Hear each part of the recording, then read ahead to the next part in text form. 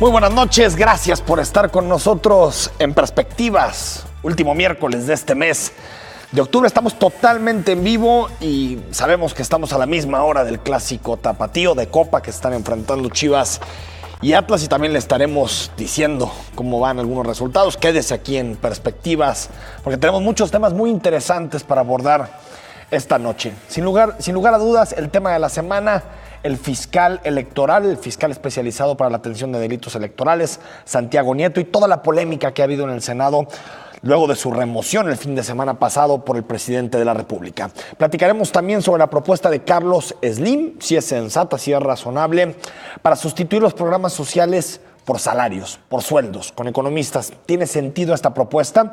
Platicaremos también con Pablo Torres, él es el diputado independiente que le toca reemplazar en el Congreso del Estado a Pedro Kumamoto, como sabemos, el único diputado independiente que ha habido en Jalisco.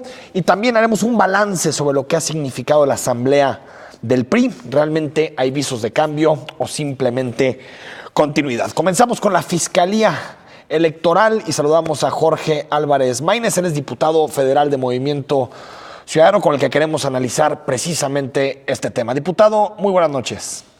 Buenas noches, Enrique, mucho gusto en saludarte a ti, al auditorio que sigue tu programa, y con el gusto de comentar el tema. Gracias por respondernos. Primero, platícanos un poquito, Jorge, tú has seguido de cerca esta situación luego de la remoción de Santiago Nieto, lo que ha significado este debate para el Senado. ¿Por qué crees que el presidente Enrique Peña Nieto, a través del procurador, optó por remover a Santiago Nieto? ¿Te parece que tiene que ver con los casos que está investigando? ¿Te parece que tiene que ver con un mensaje de cara al proceso electoral? ¿Qué razón te das de la decisión que tomó Peña Nieto? Pues mire, el adjetivo que yo utilizaría para describir la actuación no solamente del presidente, sino de un régimen en su conjunto, Enrique, es temerario. Tú has descrito en algún artículo y en alguna reflexión que has compartido que hay una crisis traslapada en México, una crisis de crisis, y yo creo eso, que el régimen está en crisis. No podemos pasar por alto, Enrique, que no nada más es el asunto del fiscal electoral. México hoy no tiene un abogado de la nación validado por el Senado, digamos, en sentido estricto, un titular de la Procuraduría General de la República que haya pasado por el Senado. Tenemos un encargado de despacho que está cumpliendo, digamos, una sustitución no constitucionalizada de el exprocurador Raúl Cervantes, que renunció en medio de toda esta polémica por el fiscal carnal. No tenemos fiscal anticorrupción contraviniendo la reforma legal en materia de transparencia que hace unos meses se aprobó en México y que se ha violado constantemente el plazo constitucional para nombrar al fiscal anticorrupción. Y no tenemos fiscal electoral.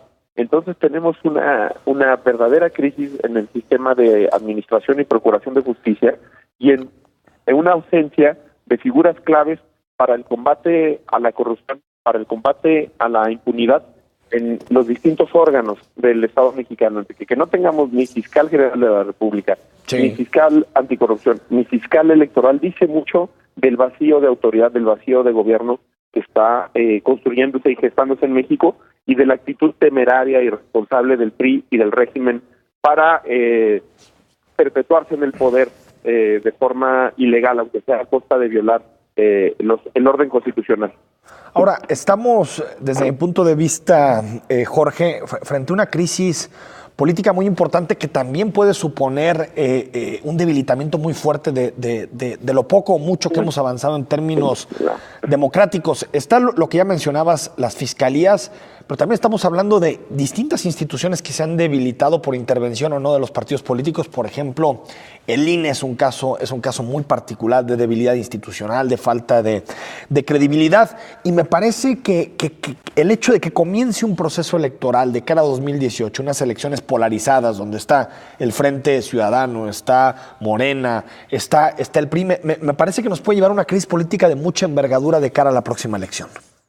Así es, Enrique. Lo que uno esperaría, lo que sería natural, digamos, en un clima electoral, ya arrancó el proceso electoral formalmente, es que, digamos, hubiera un discurso incendiario de algunos integrantes de la oposición, de personalidades políticas emergentes y disruptivas, Eso sería lo natural de esperarse.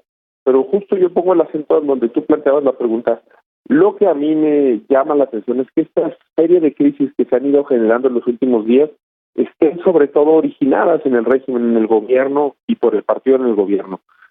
Jamás habíamos vivido en los últimos 20 años, Enrique, por ejemplo, que se violara el principio de pluralidad que en el Congreso le da a las fuerzas políticas el derecho de elegir a sus representantes en los órganos de gobierno. Tenemos a un presidente del Senado de afiliación panista, pero que fue elegido por el PRI. Jamás habíamos vivido en los últimos 20 años, Enrique, una posibilidad de transgresión al proceso electoral, que en medio de un proceso electoral ya iniciado se planteara reformar la Constitución para justamente contravenir ese principio constitucional que establece que en medio de un proceso electoral no se pueden cambiar las reglas del juego. Y el PRI, con la coyuntura de los sismos, de los desastres naturales, lo planteó. Y jamás habíamos vivido, digamos, esta negativa del régimen a fortalecer las instituciones elementales de procuración de justicia, a desatender un llamado constitucional en materia anticorrupción, como lo que estamos viviendo. Y además hay una persecución política contra los líderes de la oposición, contra el PP, contra Morena, contra los líderes del Centro Ciudadano por México, particularmente contra el presidente del PAN. Asusta mucho ese nivel de tensión, ese nivel de ira que está mostrando el régimen en medio justamente de un proceso electoral que se antoja de competir, Enrique, y en el que el PRI aparece en un claro tercer lugar. Parecería hoy que la contienda no contempla al PRI como un actor de probable triunfo en las elecciones. Creo que ese es el origen, de hecho, de la desesperación de este nivel de absurdo. Porque si uno atiende, Enrique, sí, el caso, por ejemplo, de Santiago Nieto, perdón que me haya extendido, pero uno dice, ¿realmente es para tanto? Si uno atiende lo que pasó con Leonardo Curcio, que es una censura, Enrique, uno dice, es para tanto, es esa crítica rasposa que uno de verdad no pueda convalidar. Creo que eso es lo más peligroso, lo más espeluznante. Ves al tipo de activistas, por ejemplo, los activistas del INCO, Juan Pardinas, Alexandra Zapata, que fueron espiados, ¿no? En sus teléfonos, incluso. Ves sus actividades, ves la agenda de la ley 3 de 3 y dices, ¿de verdad eso pone en peligro al régimen como para violar una función constitucional que nada más podría dedicarse a razones de Estado, a razones de seguridad nacional, como es el espionaje a los ciudadanos?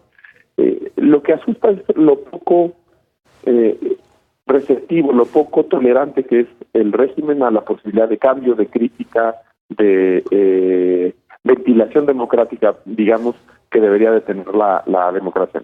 Ahora, situándonos en el Senado directamente, sí, diputado Jorge Álvarez Maínez, es interesante que hace poco más de un año y medio el mismo Santiago Nieto, actual titular de FEPADE, bueno, más bien ex titular de FEPADE luego de la remoción, fue electo a través de votación universal, donde aparecieron las votaciones de forma pública, y sin embargo ahora hay una parte de la Cámara Alta, en particular PRI, Partido Verde, PANAL y Partido Encuentro Social, que lo que piden es que no suceda eso, es decir, que se vote de forma secreta. ¿Te parece, tú eres legislador, te parece defendible que una votación de este tipo sea secreta?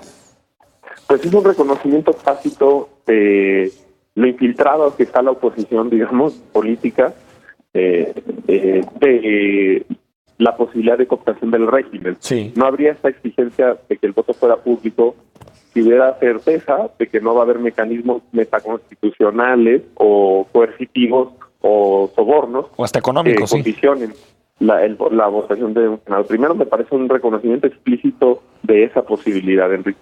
Pero sobre todo también me parece, de parte de quienes impulsan la lógica del voto secreto, que no hay en ningún momento una forma de sustentar que haya eso. Y lo que me preocupa es el nivel de la discusión, Enrique, porque yo he leído artículos de Ricardo Rafael, por ejemplo, sí, o de Luis Pérez de Hacha en el blog jurídico de la revista Nexos, que acreditan que incluso podría haber una responsabilidad legal y una omisión y un error. En el caso del debido proceso, ¿no? Por parte de Santiago Nieto. Sí. O sea, creo que eso deberíamos de estar debatiendo. Creo que hay elementos para que el debate público de México sea de mucha mayor calidad. No estoy prejuzgando o presuponiendo, e incluso creo que aún de quienes consideremos culpables debemos de vigilar que se cumplan sus garantías del debido proceso. Lo platicamos en el caso de Rafa Márquez, Enrique, por ejemplo. Sí, claro. aún se trate de Emilio Lozoya, que es presumiblemente corrupto, deberíamos de atender eso, pero lo que nos llama la atención es que el debate no esté en esa línea, sino en una clase política cortada, en la posibilidad de instrumentalizar las instituciones por parte del régimen, en fin. No, y entiendo que Santiago Nieto tenía que guardar lo que se le llama el secreto del sumario, sobre todo cuando está en investigación.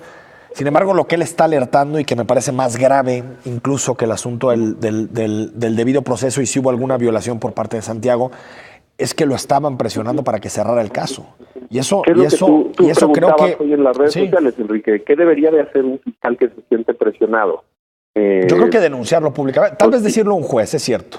Ahí tal vez hubiera sido una buena salida o al Ministerio Público, pero también a la opinión pública, ¿no?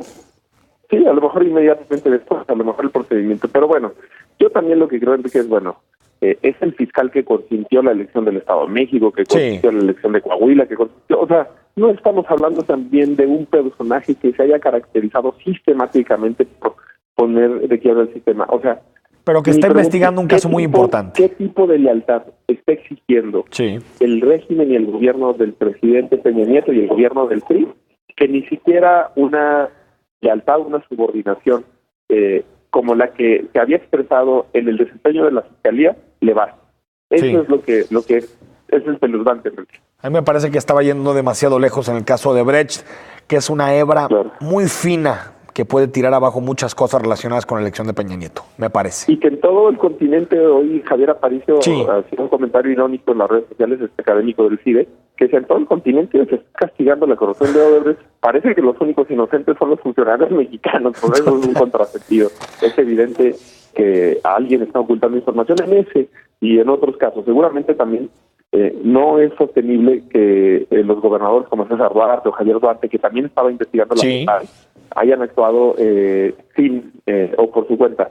Porque de hecho se habla de desvío de recursos al PRI. El PRI como institución también tendría que ser investigado, no nada más también del gobierno de los estados. Arturo Escobar, el ex funcionario de la Secretaría de Gobernación, por estas famosas tarjetas Platinum. Así es. En 2015, ¿no? Es una red de corrupción e impunidad que está articulada. Si tú te fijas, es una red de corrupción e impunidad que sí nos debería de poner a pensar en la idea de Estado fallido. Y me gustaría nada más articular. El Estado se creó fundamentalmente, digamos, en la doctrina más básica liberal, para proteger la vida, el patrimonio y la libertad de las personas. La vida no la está protegiendo y eso lo acredita lo que pasó en Tlaxcala y Ayotzinapa. La violencia, claro. El patrimonio de las personas, si tú ves la estafa maestra, es una organización desde el gobierno para extraerle a las personas su patrimonio de manera ilegal. Y en el caso de la libertad hay dos amenazas. La violación constante a la presunción de inocencia que tiene sobrepobladas a las cárceles de gente inocente, que es una especie de secuestro por parte del Estado a los ciudadanos, y este tema del gobierno espía que acredita cómo los enemigos del Estado han dejado de ser enemigos externos que amenazaron la seguridad, que vulneraran el Estado de Derecho y que ahora los enemigos del Estado son fundamentalmente los activistas, los defensores de derechos humanos y los periodistas que combaten al gobierno y que denuncian la corrupción. Diputado, como siempre, gracias. Al contrario, buenas noches. Es un honor para mí platicar con todos. Ahí está, Jorge Álvarez Maínez, diputado federal de Movimiento Ciudadano. Estamos totalmente en vivo en Perspectivas. Escríbenos qué opinas de la remoción de Santiago Nieto y sobre todo, ¿qué opinas de la idea que tienen los senadores de la República de votar esto de forma secreta? Es decir, que ni tú ni yo sepamos si quien está votando, el senador que está votando, se manifestó a favor o en contra de la remoción de Santiago Nieto. Por cierto, una actitud totalmente distinta a la que tuvieron hace 18 meses cuando eligieron a Santiago Nieto. Estamos en Perspectivas, #Perspectivas, las cuentas institucionales, si nos quieres mandar un mensaje. Regresamos.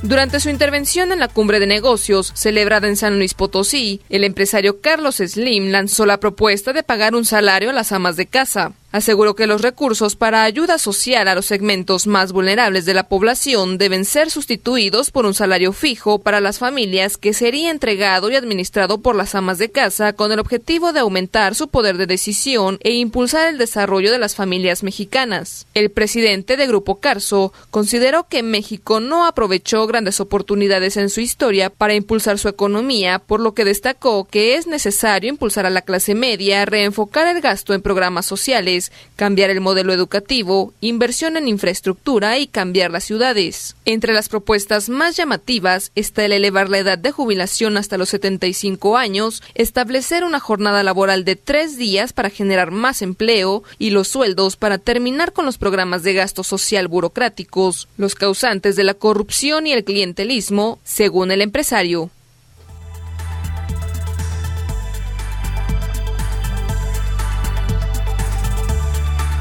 La Cumbre Nacional de Negocios tuvo como sede la ciudad de San Luis Potosí en este año, y quien fue muy polémico en su intervención fue el magnate mexicano, uno de los hombres más ricos del mundo, Carlos Slim, que no solo se metió a hablar de economía en general, sino sobre todo de desarrollo social, programas sociales y desde su punto de vista cómo articular de mejor manera la política social. Hizo propuestas muy polémicas, muy controversiales, como por ejemplo elevar la edad de jubilación hasta los 75 años en nuestro país. Esto quiere decir prácticamente rozando la expectativa de vida que marcan todos los estudios en nuestro país. Y al mismo tiempo colocó sobre la mesa un debate que hace tiempo que no teníamos.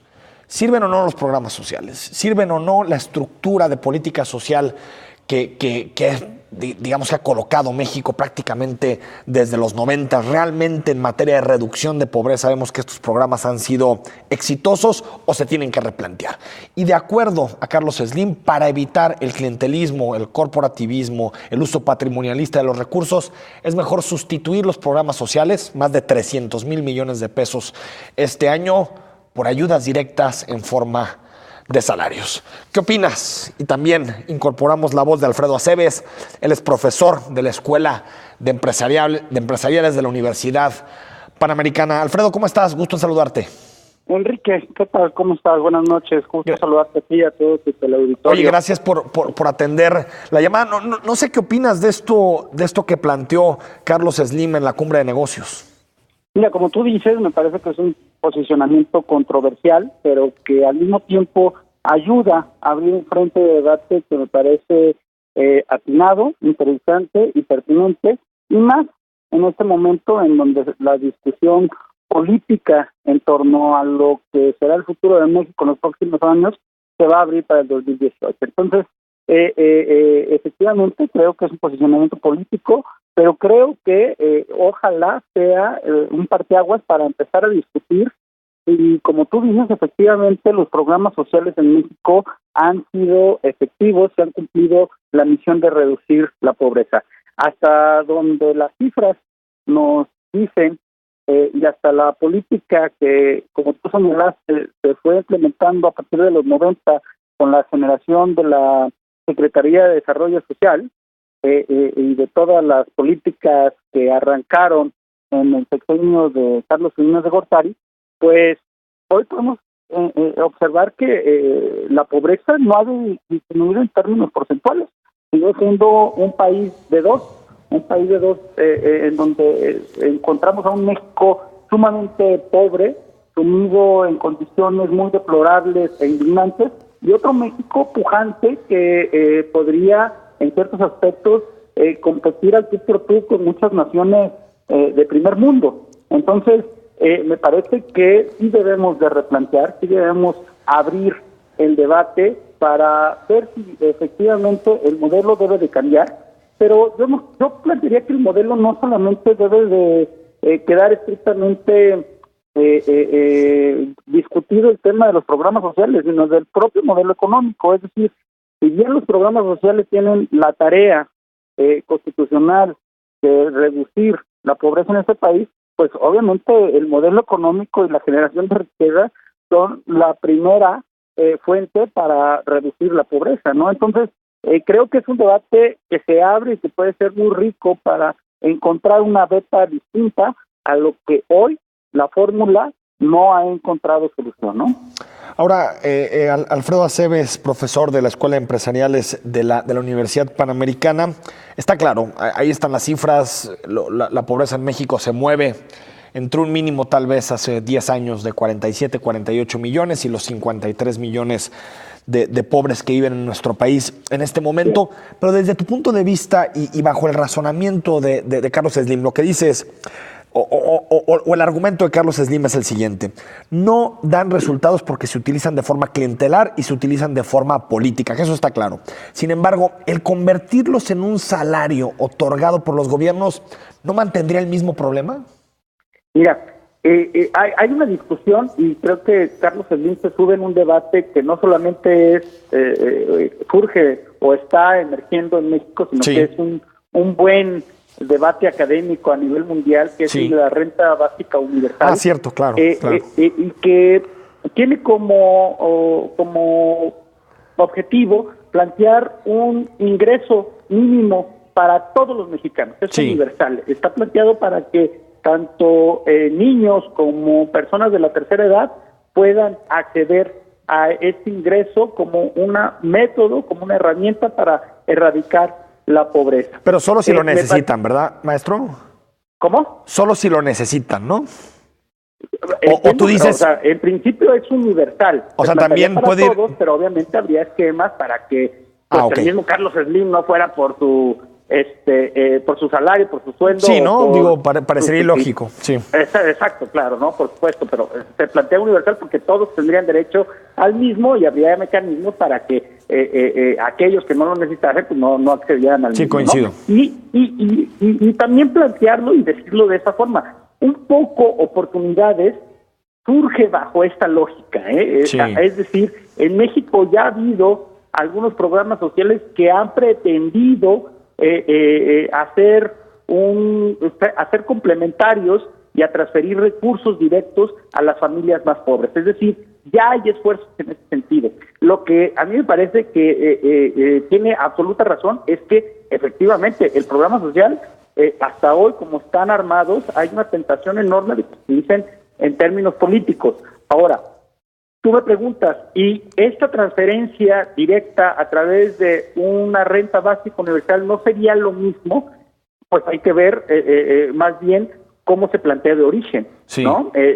Cómo, si hacemos estas largas filas en donde el líder de sección entregue el recurso a cada una de las familias, pues tal vez sí, pero si se bancariza, si se hacen otros esquemas en donde no haya este link, esta liga entre una institución y el beneficiado, pues podría cambiar el modelo, ¿no? Es algo que se debe discutir y obviamente que técnicamente se debe de solventar para que efectivamente no caigamos en el mismo error de los programas sociales. Yo te diría, no podría yo decirte ahorita es la solución, es muy difícil plantearlo en esos términos, pero creo que sí se debe discutir. La realidad es que hoy nuestros programas sociales no están funcionando, son paliativos para a los más pobres, pues más o menos tenerlos ahí en un umbral en donde puedan comer, donde puedan sobrevivir,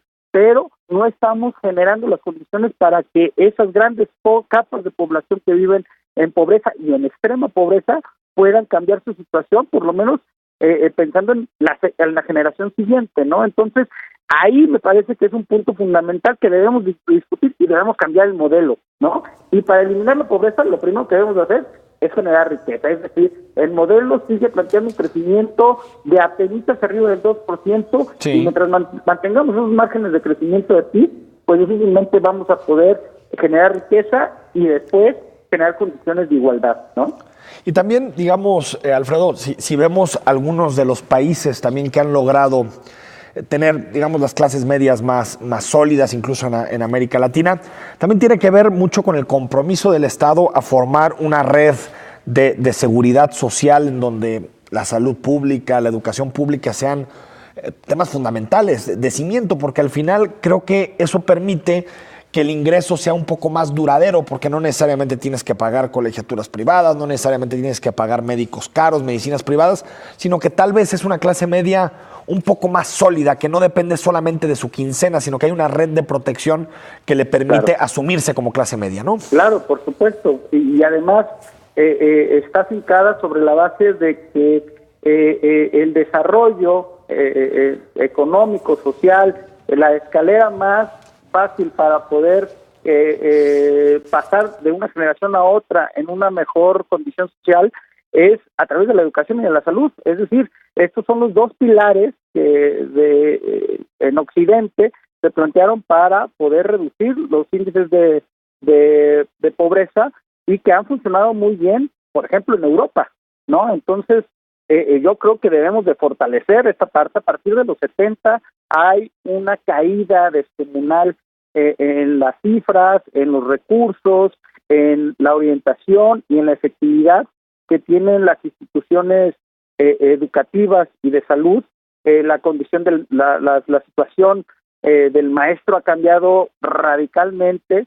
Los servicios de salud cada vez son más deplorables y obviamente las clases medias y las clases altas hoy vemos que no consumen, por ejemplo, estos servicios precisamente por esto, lo cual alguien puede decir, pues qué bueno, porque no lo necesitan, pero al final del día en cualquier país europeo, claro, estos servicios se ofrecen de manera gratuita para todos y esto hace que la gente pueda disponer de un recurso para claro, lo que podría ser más efectivo para erradicar la pobreza, que es invertir, ¿no? Generar riqueza. Antes de despedirte, Alfredo, otro de los asuntos que surgió en esta cumbre fue el tema del salario mínimo.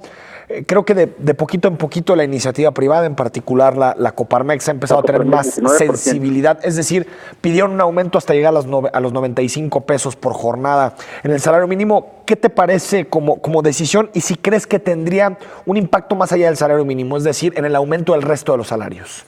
Mira, hay mucha gente que plantea y debate que no debe de haber un aumento del salario mínimo porque eso impactaría directamente inflación, ¿no? Los niveles de inflación sí, del país. Ya hemos tenido otras experiencias, por ejemplo el gasolinazo, que sí, efectivamente generó presiones inflacionarias, pero me parece que otra vez debemos de replantear el modelo. El modelo se implantó bajo la idea de que nuestra ventaja competitiva ante el mundo iban a ser los salarios bajos. Coincido. Esto sí ha traído mucha inversión extranjera, pero también ha generado condiciones de desigualdad que hoy seguimos padeciendo. Entonces, creo que el salario mínimo, en principio, varios estudios lo dicen, estamos por debajo del punto de equilibrio del mismo y, por tanto, tenemos margen para subir lo suficiente sin que esto genere un desajuste macroeconómico mayor. Creo que, efectivamente, se debe de replantear el salario mínimo. Obviamente, los grandes ejecutivos de la empresa, pues sí, no creo que piensen que sus ingresos van a aumentar en 19%, porque serían cantidades muy importantes.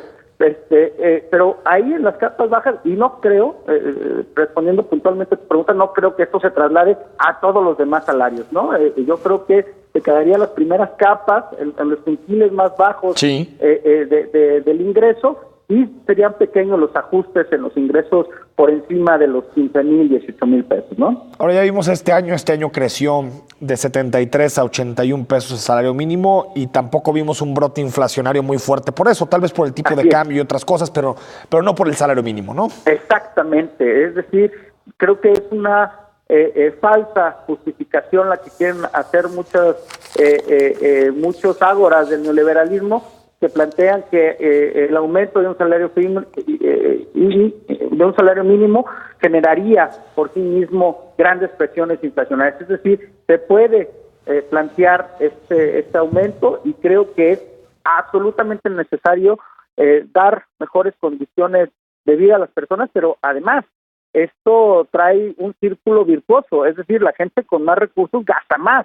Y el modelo capitalista se basa en el consumo de las personas. Coincido. Entonces, hay que ofrecerles condiciones de consumo a las personas para que el modelito sirva, ¿no? Entonces, también por ahí creo que algunos empresarios y algunos organismos como Coparmex tienen claro que también por ahí deben de surgir ideas, ¿no? Alfredo, un placer escucharte. Gracias. Muchas gracias, Enrique. Que estés muy buenas bien. Noches. Un placer estar con ustedes. Ahí está, Alfredo Aceves, opinión muy interesante, creo que aparte estos temas generan mucha polémica, muy matizada, muy moderada sobre este tipo de temas. Analizaremos ya después puntualmente cada una de las propuestas que colocó Carlos Slim sobre la mesa desde ir a 3 días de trabajo en lugar de 5 o 6, de jubilación hasta los 75 años, una propuesta que generó muchísima polémica luego de la cumbre de negocios en San Luis Potosí. Por cierto, el siguiente año esa cumbre de negocios será en Guadalajara.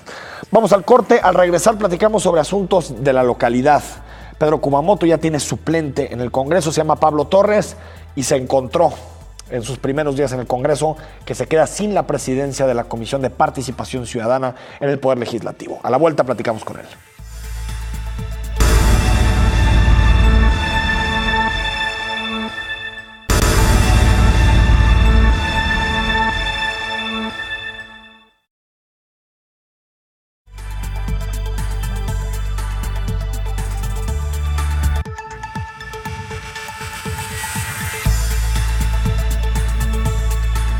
Estamos de regreso en Perspectivas. Gracias por estar con nosotros totalmente en vivo. #Perspectivas si quieres participar esta noche. @Canal 44 TV en nuestras cuentas institucionales. @EFTousaint con doble S si me quieres mandar un mensaje, un comentario. También estamos en Facebook, el WhatsApp de Canal 44 para opinar. Uno de la remoción de Santiago Nieto, el fiscal especializado para la atención de delitos electorales. ¿Qué te pareció? ¿Crees que fue una decisión errada del presidente Enrique Peña Nieto y del procurador interino que vino a reemplazar a Raúl Cervantes, quien fue apodado por algún tiempo como el fiscal carnal? Y también sobre el tema de las propuestas de Slim para el crecimiento económico del país, en particular una de las más polémicas que fue el asunto de la política social. ¿Se debería reemplazar la política social por un salario directo? Es decir, que en lugar de que exista toda una red de apoyos que tienen que ver con distintos temas, se debería de apostar por un salario único, un salario universal para todos los mexicanos. Participa con nosotros, está en las redes sociales, está el WhatsApp también, por si quieres mandarnos algún comentario, crítica, reflexión, lo que tú gustes. Leemos algunos de los comentarios que nos ha llegado. Nos dice Andrés Medrano: Carlos Slim es un empresario que ha hecho fortuna también de la propiedad pública, no de su supuesto talento financiero, y está operando en el límite de lo que llamamos fascismo. Bueno, yo no sé si la palabra fascismo está muy bien utilizada en este caso. Por supuesto que Carlos Slim defiende sus intereses como empresario, como magnate, y coincido en la primera parte. Como la mayoría de los grandes empresarios de este país, quien acumula buena parte de la riqueza de este país, pues viene su riqueza, sus propiedades, viene de una concesión pública o de algo que fue público. En su momento, la telefonía en nuestro país se privatizó en los tiempos de Carlos Salinas de Gortari, y de la misma manera que vemos a Carlos Slim explotando algo que en su momento fue un asunto público que se privatizó y lo hizo multimillonario, pues también podemos hablar de otros multimillonarios mexicanos. Hay que recordar que, de acuerdo a Oxfam, los 4 multimillonarios más importantes de este país, Ricardo Salinas, Germán Larrea, Balleres, es decir, los grandes magnates de este país, todos hicieron su dinero después de grandes privatizaciones públicas. Por lo tanto, tiene que ver con un capitalismo de cuates, una forma de entender la economía en donde unos poquitos tienen mucho, y aparte a costa del Estado, y la mayoría de los mexicanos, de acuerdo a las encuestas, 53 millones de mexicanos viven en la más absoluta pobreza. Como les platicaba antes de irnos al corte, semana agitada en el Congreso del Estado. Pedro Kumamoto, usted sabe, hace algunos días pidió licencia para buscar las firmas necesarias para ser senador de la República por la vía independiente, y en su lugar se quedó Pablo Torres. Él es un diputado independiente, suplente de Pedro Kumamoto, y en sus primeros días en el Congreso pues ha tenido dificultades. Una de ellas, que fue removido de la presidencia de la Comisión de Participación del Poder Legislativo. Y para platicar de este tema, saludo precisamente al diputado independiente Pablo Torres. Pablo, ¿cómo estás? Buenas noches, Enrique. Yo muy bien. Un gusto saludarte y estar en tu espacio. Oye, gracias por respondernos la llamada. Primero, platícame, ¿cómo se fueron suscitando los hechos? ¿Cuándo te enteraste que ya no ibas a presidir esa comisión? ¿Quién te lo dijo? Es decir, ¿cómo se han venido derivando los hechos desde que tomaste protesta como el diputado que sustituye a Pedro Kumamoto? Pues fíjate que desde que tomé protesta era un tema que nos traía preocupados, en este sentido de que no recibíamos una respuesta directa todavía en un acuerdo que fuera firmado por la Junta de Coordinación Política y presentado al Pleno. y pues ya desde ahí nos olíamos algo mal, ¿no? Entonces yo personalmente fui a platicar con los coordinadores de la fracción, de cada una de las fracciones parlamentarias, y pues en general respuestas ambiguas, ¿no? Que sí, que no, que claro que sí, que iba a avanzar el acuerdo, ¿no? En el sentido de buscar, por ejemplo, a Ismael del Toro, pues nunca pude tener una reunión con él, nunca lo pude encontrar directamente, incluso de algunas llamadas que pues no me contestaba, y pues en este sentido lo sentíamos ya como pues un acuerdo que se estaba trabajando ahí, no de manera pues legítima, pues en el sentido de que todas las fracciones y todos los representados de la Junta de Coordinación Política, incluidos nosotros, pues estuviéramos enterados del acuerdo, ¿no? Entonces, ayer sale este acuerdo, y en la sesión, pues justamente ya se hace formal, ¿no? A ti nunca te comunicaron que dejabas de presidir la Comisión de Participación Ciudadana que presidía Pedro Kumamoto. Tú te enteraste hasta el Pleno. Sí, justo antes del Pleno, pues ya se decía por ahí en el Congreso que era lo que iba a pasar, y pues claro, ya al enterarnos justo en el momento, justamente pues yo tomé mi voz en tribuna para comunicar que pues no estaba para nada de acuerdo con lo que se había acordado. Ahora, Movimiento Ciudadano ha dado su versión de los hechos, en particular a través del diputado Alejandro Hermosillo, y lo que dicen es que Pedro Kumamoto no dio los resultados que tenía que dar en la Comisión de Participación.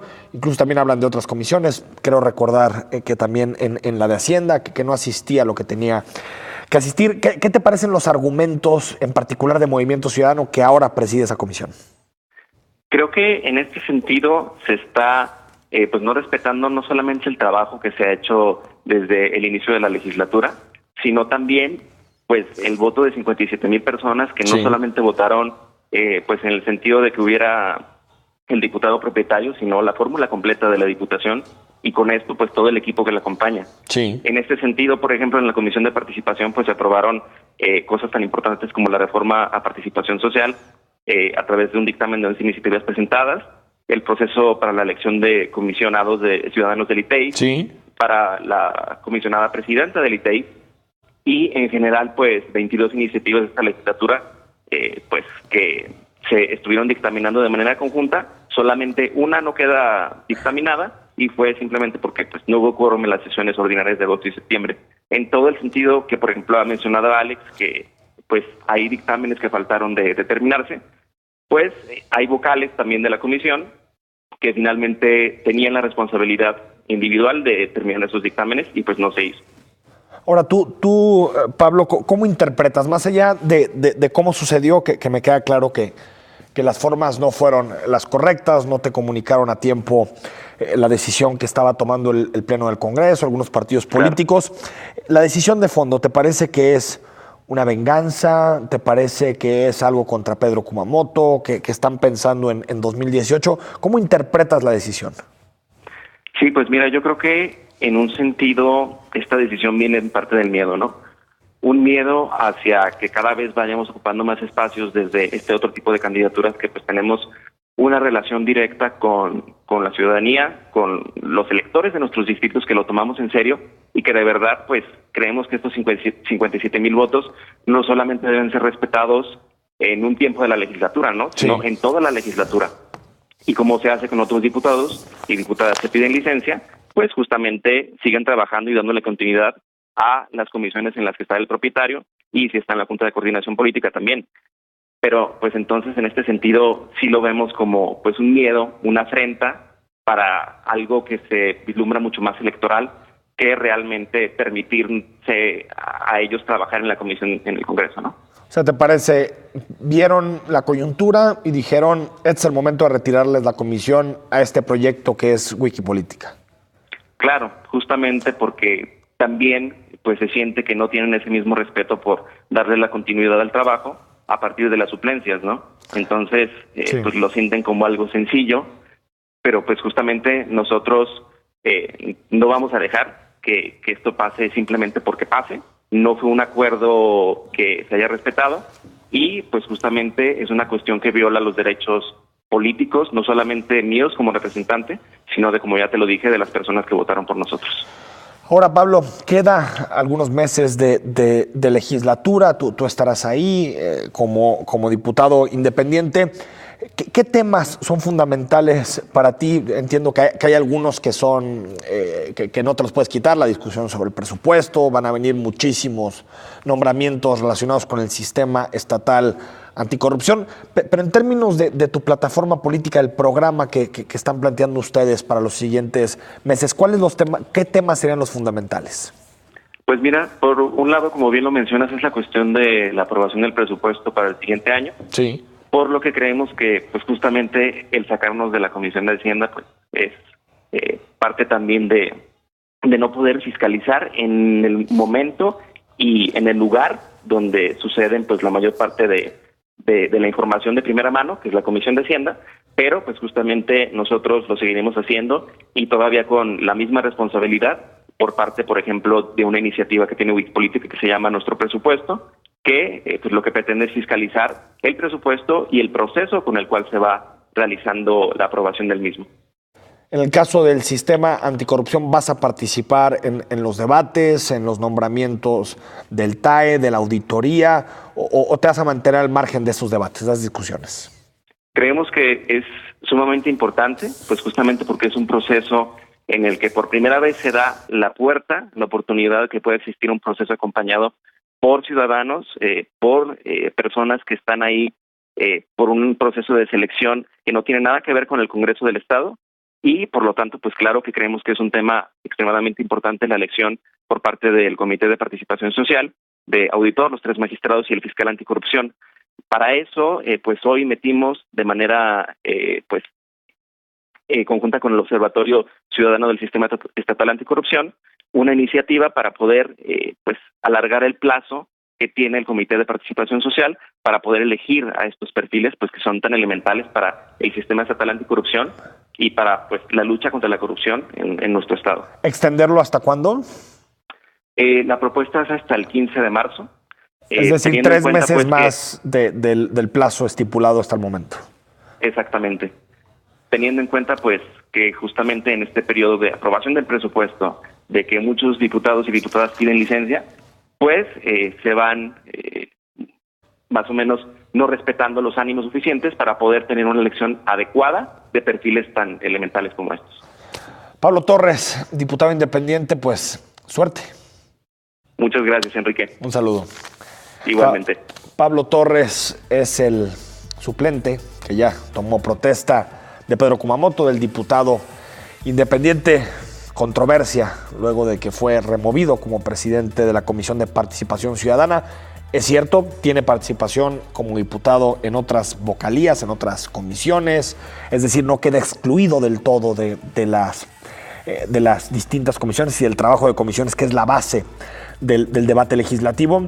Sin embargo, sí es cierto que pierde la presidencia de una comisión y parte de las reivindicaciones al inicio de la legislatura eran mismo trato para diputados de partido y diputados independientes. Es decir, que los diputados independientes también tuvieran posibilidad de presidir comisiones, porque sabemos que al final es un diputado independiente. Entonces, él no puede definir si preside o no las comisiones de entrada, porque necesitas tener una mayoría, porque tienes que tener al interior de las comisiones también una mayoría que te dé gobernabilidad en la propia comisión. Por lo tanto, me parece que la decisión de excluir a Pablo Torres de la presidencia de esta comisión me parece que nos transporta a un espacio de desigualdad entre los diputados que llegan a través de un partido político y los que llegan a través de la vía independiente.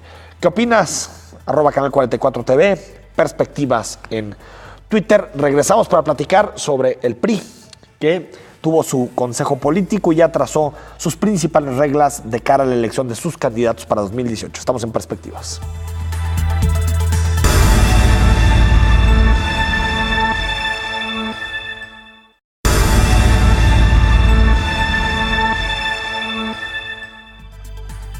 Estamos de regreso en Perspectivas. Gracias por seguir con nosotros. Concluimos el programa platicando del PRI. Otra de las noticias políticas de esta semana comenzó el viernes pasado, cuando el Consejo Político Nacional del PRI, el órgano máximo de decisiones políticas de este instituto político, decidió que las candidaturas rumbo a 2018 y en particular la candidatura a la presidencia de la República se decidiera a través de la famosa Asamblea de Delegados. Es decir, los militantes del PRI no tendrán la posibilidad de elegir directamente a el candidato, sino que optarán por una fórmula distinta. Y esta fórmula distinta es a través de delegados, es una especie de modelo indirecto, es decir, delegados que alguna vez son elegidos por la militancia, pero que digamos que son siempre estructuras mucho más controlables, donde hay facciones, donde hay distintos liderazgos, en donde el presidente de la República, Enrique Peña Nieto, en un caso, y en el caso de Jalisco, el gobernador del estado, tienen